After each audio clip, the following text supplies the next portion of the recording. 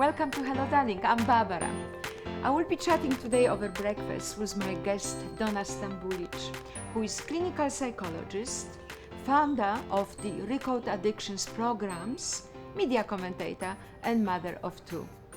Donna will be sharing her life journey from darkness to light, while Thermomix is preparing our kada. Let's meet Donna. This program is brought to you by Thermomix. Hello, darling. Welcome to my show. Hello, Darlink. How are you today? I'm very well, thank you, Barbara. It's such a gorgeous day. Stunning. When did the journey of darkness begin? For me, I started experimenting with drugs quite late in life, in terms of, what people might think a traditional sort of, addiction journey might look like. So I had quite a sheltered upbringing. From a very good family. There was nothing that happened in my childhood that was untoward. And so the first time I ever actually tried a drug or even really drank alcohol too much was when I was 20. And that was, just at parties, etc. And then at 21, someone thought it was going to be a really good idea to introduce me to amphetamines. And right from that moment, when I first had that first drug, I was gone. Do you think that you were gone because you have especially addictive nature? Predisposition? Yeah, absolutely. I mean, I'm like the quintessential addict. I can get addicted to absolutely anything, really. But I think for me, especially amphetamines, it was like, wow, this is what's been missing in my life. I looked around and I thought, wow, this is what it means to be normal, actually. I just felt alive. Okay, so you're 21, you tried, you hooked, you don't know it, you hooked. Yeah. What were you missing in your life then so much? Probably, I don't think that I was really missing anything too much in my life other than I just really never felt connected to myself growing up. And if I look back now, I would say that I fell through the gaps in terms of mental health. Because, 25 years ago, we didn't really know too much about, mental health. We weren't really talking about it too much. But I would say that I definitely had undiagnosed ADHD, specifically ADD. And so then when I had the amphetamines, it was like my brain started working properly. Wow. Yeah. Okay, so this you know today. Yeah. Now going back then, 20 years, Donna, what happened next? So you had the first experience and then how did you grab more? So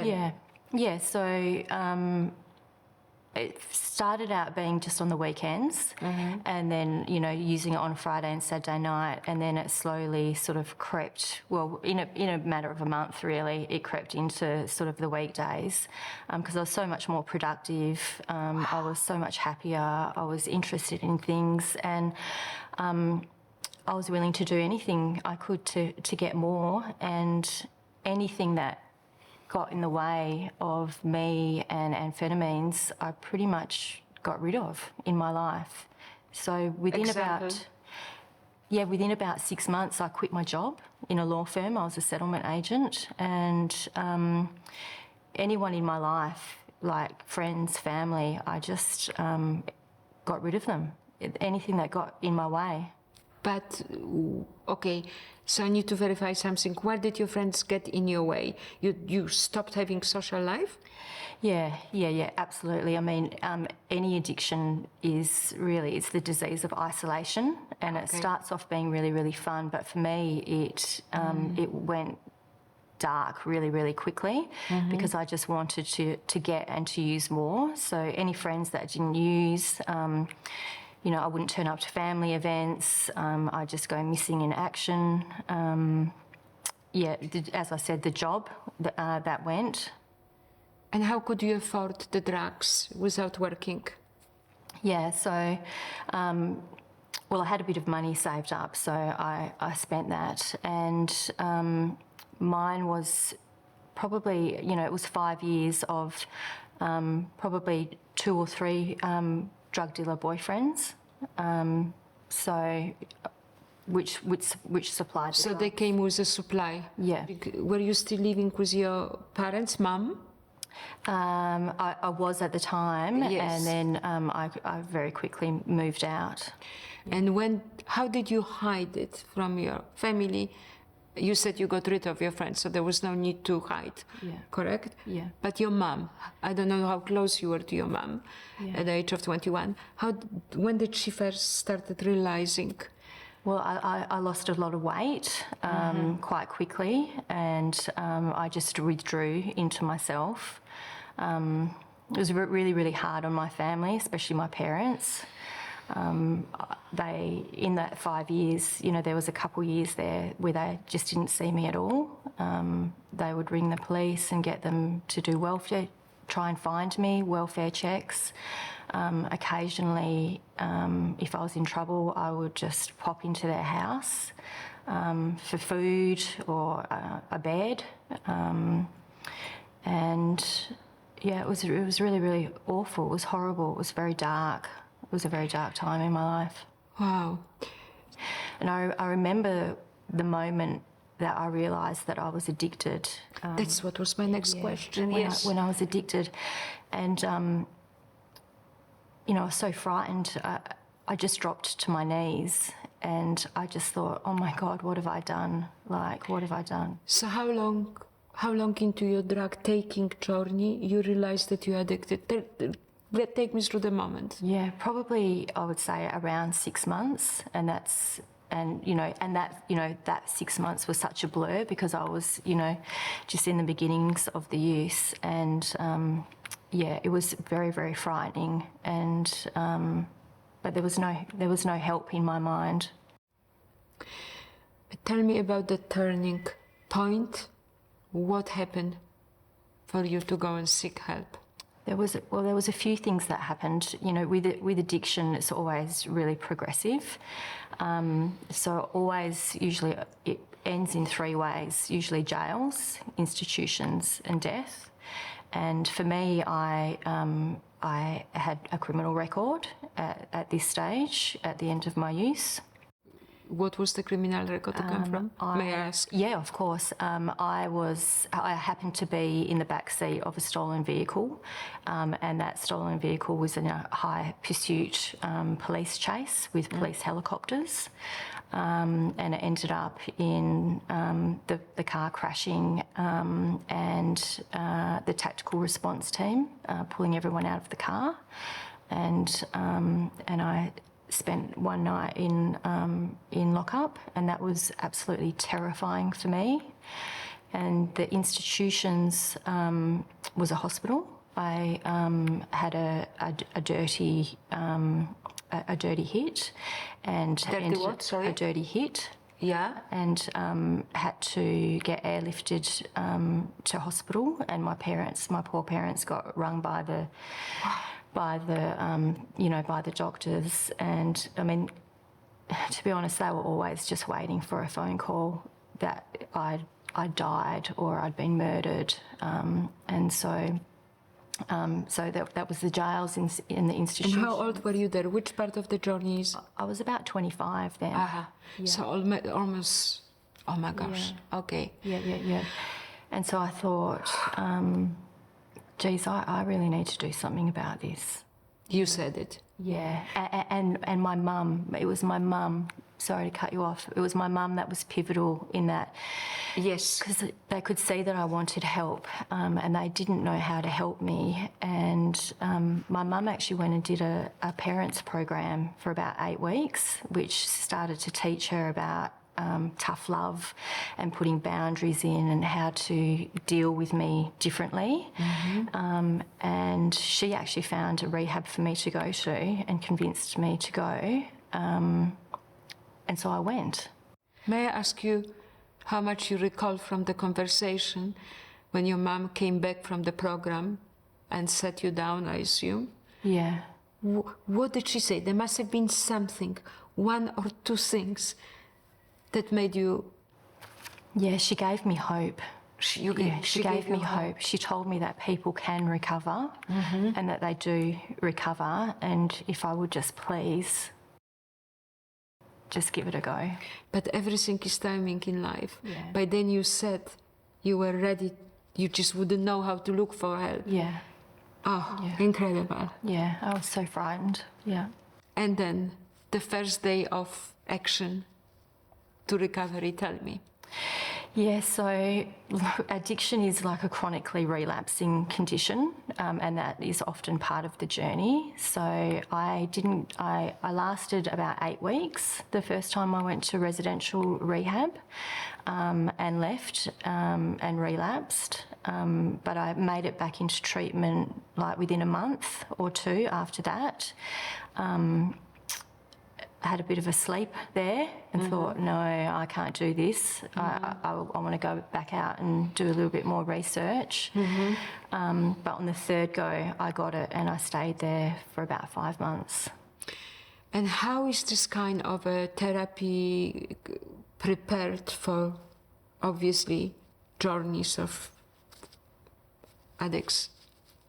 That I would assume most of the time don't just do it in one go, relapse, yeah? How do what is the system? How do they try to get you back? Yeah, well, they don't really try and get you back.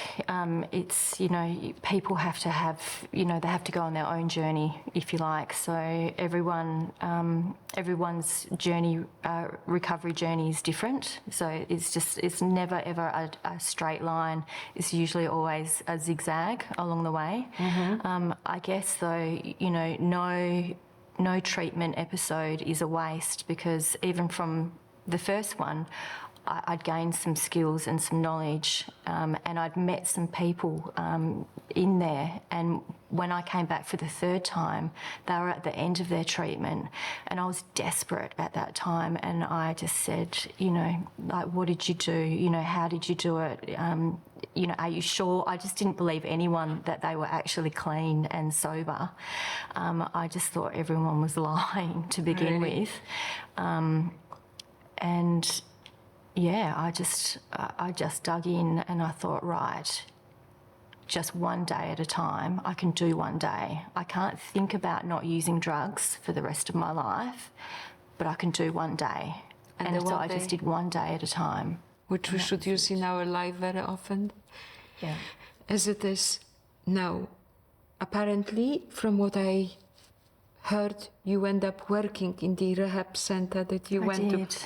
Please tell me about it. Yeah. So when I left treatment, and I think that's when the hard stuff really happens, because, in a rehab, it's still an institution. So when I left the rehab, I immediately started volunteering back at the rehab, and I figured out pretty quickly that I really felt in my heart that I went through that addiction, like I was born to go through that addiction, so I could spend the rest of my life giving back to the still suffering addicts. And I thought, right, and because I've got an ADHD brain as well, I was searching for something to sort of lock onto that wasn't, destructive, if you like. So I thought, I'm just going to give it a go, and I applied to get into psychology and criminology at university. Thank you. And that was my next question. Yeah. The turning point where you seek now education. Yeah, so I did it in combination of volunteering at the rehab, and then I got a job as the receptionist. And as I started studying, I started to get more senior positions there. And studying was hard, but it was exactly what I needed. It gave me purpose, and it gave me something to do. And although I didn't think I could do it, I just thought, I'm just going to give it a crack and see what happens. Okay. Yeah. Did it help you to fight the demons of the past? We were already clean? Yes. But was the purpose and plan, once you done it, to help others? So you had double task, yes? Yes, yeah. Save yourself and then save the world, pretty much. Incredible. Yeah. Now, stigma Is it still very strong in our society? Yeah, I mean, I think it is. Even, it took me a really long time to own my story of being an addict. And, people don't like the word addict. And I think there's a really common misconception of people, well, why don't you just stop? Like, why can't you just stop? What's wrong with her? She's weak. It's rubbish, huh? Just put it behind. Yeah, just stop. Why can't you? But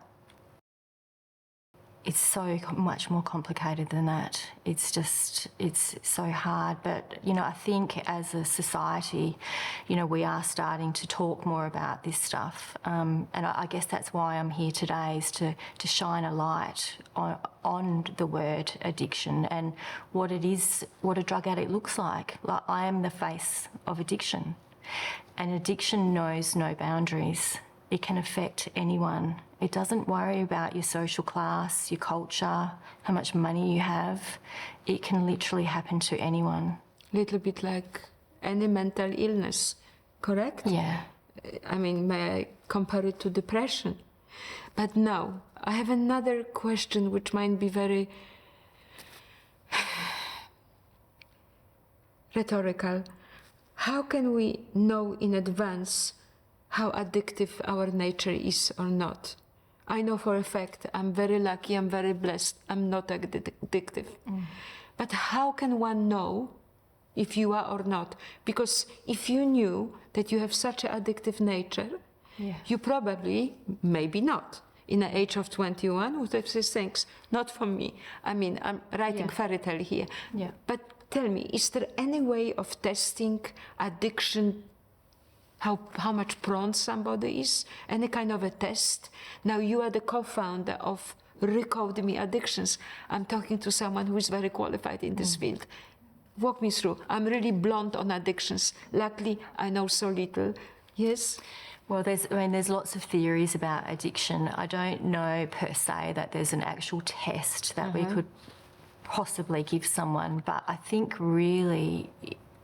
everyone has, addictive sort of characteristics inside of them. And if you just have to look at society nowadays, whether it's your phone or shopping or working too much or exercise. Different addictions in a modern world. That will be our next episode. Yeah. Yes.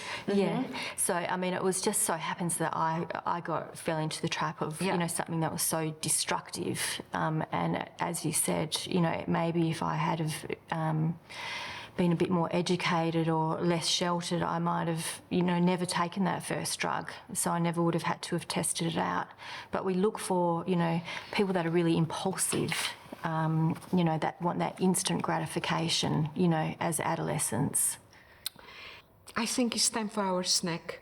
Honestly, and I hope you're going to like what Thermomix has prepared for us. Let's have our kada. What's kada? Bon appetit. Kada is very healthy, very uplifting. It takes magic Thermomix 3 seconds to do it. And kada stands for coconut, apple, almond, and date. Looks delicious. In other order. And it's topped up with fresh strawberries. Beautiful. Yogurt. We have beautiful, beautiful raspberries. Bon appetit. Looks gorgeous. And again, it doesn't have to be breakfast. We're almost over breakfast time. I sometimes eat it during a night. Delicious.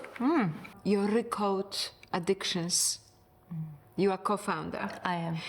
Is it the improved version of what you experienced? What made you do it? Or is it a new, perfected version of helping? Yeah, such a good question. So the Recode Me program was really born out of what my co-founder and I, Jennifer Hamilton, sort of saw in the service delivery. And Recode is so unique because we actually work with people in the community. So it's very easy to get clean in an institution, but what happens when people go back into their lives is often within 2 weeks there's a high rate of relapse.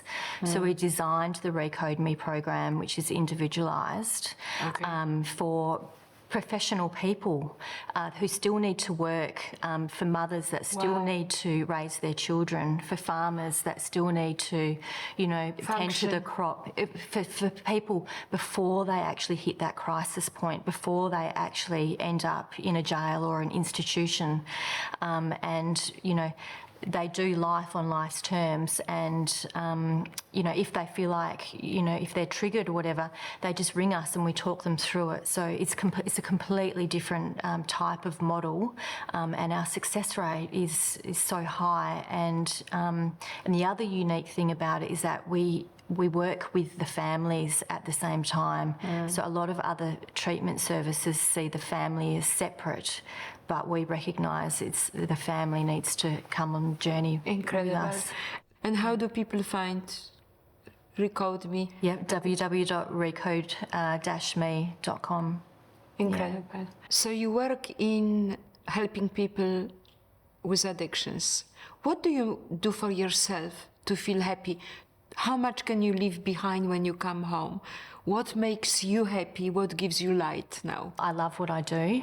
I'm super passionate about it. It brings me a lot of joy to help the still suffering addict, and also the families of people that are in active addiction.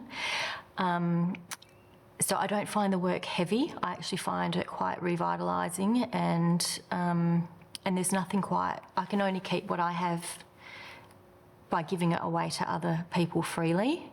So, but aside of that, there's lots of exercise, heaps and heaps of laughter, dancing around the kitchen, manager of my kids, sporting, clubs, and, life is full, life is rich. Full, and life is beautiful. Life is gorgeous.